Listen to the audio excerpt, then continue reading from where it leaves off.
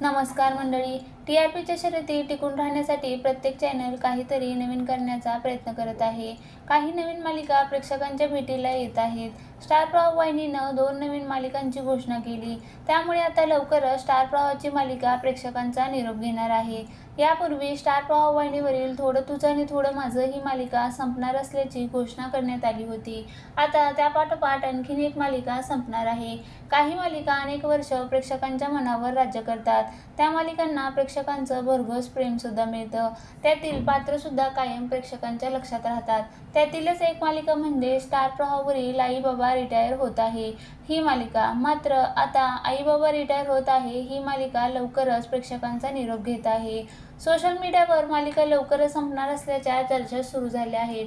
थोडं तुझं थोडं माझं या मालिकेच्या नंतर आई बाबा रिटायर होत आहे ही मालिका संपणार असल्याचं समजल्यामुळे प्रेक्षकांना धक्काच बसला आहे. या मालिकेतील आई बाबा रिटायर होत आहे या मालिकेत किल्लेदार कुटुंब दाखवण्यात आले आहे.